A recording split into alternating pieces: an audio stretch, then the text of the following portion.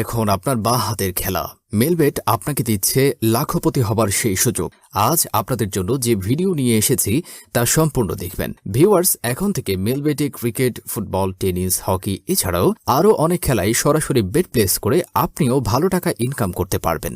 আজকে আমি আপনাদের দেখাবো কিভাবে অ্যাকাউন্ট খুলবেন ও ডিপোজিট করবেন। মেলবেট অ্যাপটি যদি আপনার মোবাইলে ডাউনলোড করা না থাকে তবে ক্রোম বা অন্য যে কোনো ব্রাউজার হতে অ্যাপটি ডাউনলোড করে নেবেন। ডাউনলোড করার পর অ্যাপটি ইনস্টল করবেন এবং অ্যাপে প্রবেশ করে এখানে আপনাকে নতুন একটি অ্যাকাউন্ট খুলতে হবে। ওপরে দেখতে পাচ্ছেন লগইন ও রেজিস্ট্রেশন দুটি অপশন দেয়া আছে। অ্যাকাউন্ট খোলার জন্য এখান থেকে রেজিস্ট্রেশন অপশনে ক্লিক করবেন। রেজিস্ট্রেশনের জন্য এখানে সব অপশনের মধ্যে সবচেয়ে সহজ ও নিরাপদ অপশন হচ্ছে ইন ওয়ান ক্লিক অপশন।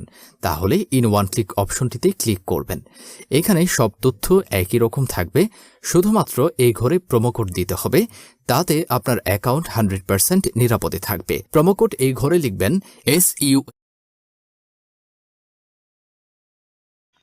এখানে স্ক্রিনে দেওয়া আছে প্রোমো কোড AN আইডি ও পাসওয়ার্ডের অবশ্যই স্ক্রিনশট নিয়ে রাখবেন অথবা কোথাও লিখে রাখবেন, কারণ এগুলো হারিয়ে গেলে আপনি আপনার অ্যাকাউন্টে আর লগইন করতে পারবেন না। এরপর নিচে নেক্সট অপশনে ক্লিক করে লগইন অপশন হতে অ্যাকাউন্ট লগইন করবেন।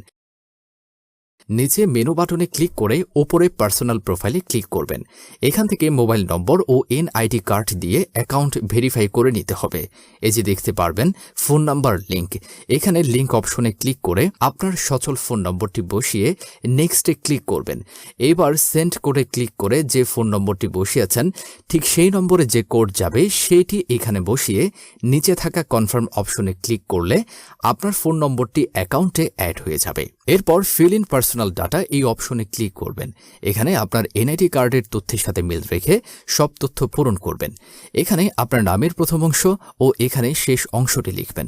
এখানে জন্ম তারিখটি লিখুন, এই ঘরের জন্মস্থানের নাম লিখুন, তারপর রিজিয়ন বাংলাদেশ, সিটিতে ঢাকা এবং রেসিডেন্ট অ্যাড্রেসে আপনার জেলার নাম লিখুন। এরপর ডকুমেন্ট টাইপ সিলেক্ট করে ন্যাশনাল আইডি কার্ড সিলেক্ট করবেন। সিরিজের ঘরে 1 লিখুন, ডকুমেন্ট নাম্বারের ঘরে এনআইডি নাম্বারটি বসাবেন। যদি এনআইডি কার্ড না থাকে এখানে আপনার সচল মোবাইল নম্বরটিও বসাতে পারবেন। তারপর ডেট অফ ইস্যু এর ঘরে ভোটার আইডি কার্ডের উল্টো পাশে ইস্যু ডেটটি বসাবেন।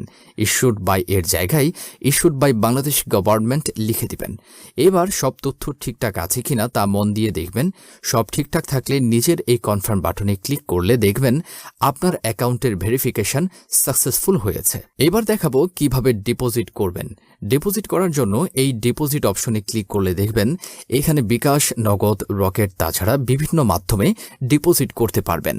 আমি বিকাশে ডিপোজিট করে দেখিয়ে দিচ্ছি। প্রথমে বিকাশ অপশনে ক্লিক করবেন। এখানে তাদের বিকাশ এজেন্টের যে নাম্বার দেয়া আছে এই নাম্বারে আমাদেরকে ক্যাশ আউট করতে হবে। যখনই যে নাম্বার দেয়া থাকবে সেই নাম্বারেই ক্যাশ আউট করবেন। আর এইখানে 500 থেকে 20,000 টাকা ডিপোজিট করতে পারবেন। আমি 6,000 টাকার ডিপোজিট লিখে 6,000 টাকা ক্যাশ আউট করলাম। ক্যাশ আউট করার পর এখানের ট্রানজ্যাকশন আইডিটি কপি করে মেলবেটের বিকাশ অপশনে পেস্ট করে দিব। আপনি যে বিকাশ নাম্বার থেকে ক্যাশ আউট করেছেন তা এখানে বসাবেন। সবশেষে সবকিছু ঠিকঠাক আছে কিনা মন দিয়ে পড়বেন। যদি সব ঠিকঠাক থাকে তবে নিচে এই কনফার্ম বাটনে ক্লিক করলেই এই লেখাটি আসবে ডিপোজিট রিকোয়েস্ট সাকসেসফুল, মানে আপনি সফলভাবে ডিপোজিট করতে পেরেছেন। 5 থেকে 10 মিনিট অপেক্ষা করুন, দেখবেন এখানে আপনার টাকাটা অ্যাড হয়ে গেছে।